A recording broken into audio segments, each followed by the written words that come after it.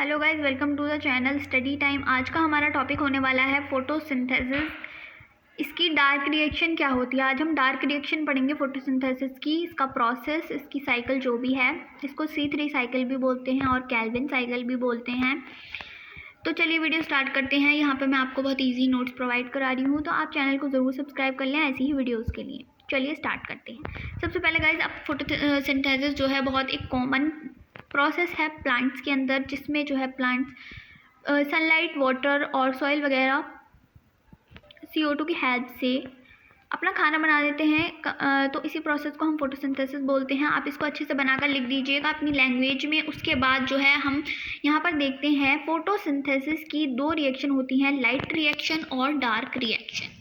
ठीक है, light reaction जो होती है वो लाइट पर डिपेंड होती है, और डार्क रिएक्शन लाइट इंडिपेंडेंट होती है, यानी लाइट हो या ना हो डार्क रिएक्शन हो जाती है, और लाइट रिएक्शन जो है उसके लिए लाइट का होना ज़रूरी है। तो यहाँ पर आज हम इस वीडियो में डार्क रिएक्शन के बारे में पढ़ेंगे केवल। तो डार्क रिएक्शन जो है यह लाइट इंडिपेंडेंट होती है।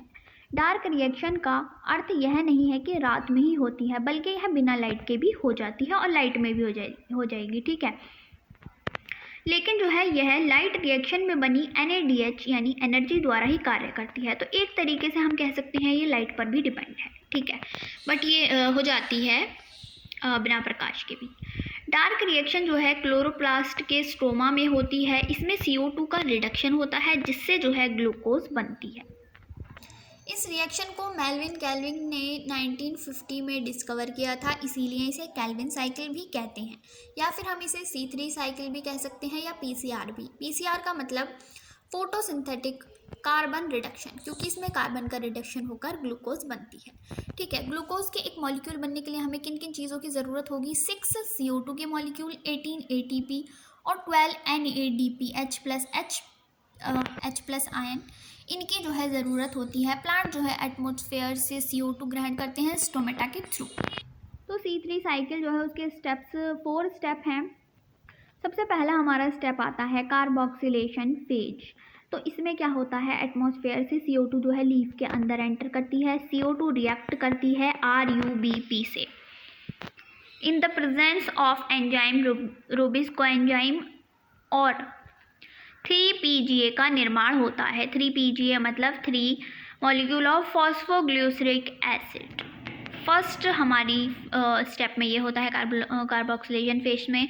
नेक्स्ट जो हमारा स्टेप है रिडक्टिव फेज, इसमें क्या होता है, अब PGA जो है यानी कि फॉस्फोग्लिसरिक एसिड जो है ATP की मदद से फॉस्फोरिलेटेड हो जाता है, और यह अब NADP + H+ आयन की मदद से 3 फॉस्फोग्लिसरैल्डिहाइड यानी PGAL बनाता है। ठीक है, उसके बाद थर्ड स्टेप आता है ग्लाइकोलिटिक रिवर्सल, जिसमें जो है C6H12O6 यानी ग्लूकोज का फॉर्मेशन होता है, शुगर भी हम बोल सकते हैं।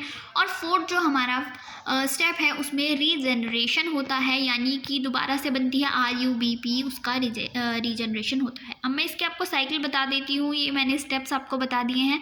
एक बार मैं आपको साइकिल दिखा देती हूँ इसकी किस तरीके से ये वर्क करता है। ये देखिए गाइस, सबसे पहले हमारे पास RUBP है, उसके तो पहला फेज जो है कार्बोक्सिलेशन फेज, उसके लिए हमें 6 CO2 की ज़रूरत होती है। रूबिस कोएंजाइम के थ्रू ये 3 फॉस्फोग्लिसरिक एसिड यानी 3PGA बनाता है। उसके बाद आता है रिडक्टिव फेज, जिसमें ATP की मदद से ADP बनता है। ADP से क्या होता है, ये 1 से 3 मॉलिक्यूल बनते हैं डाइफॉस्फोग्लिसरिक एसिड की।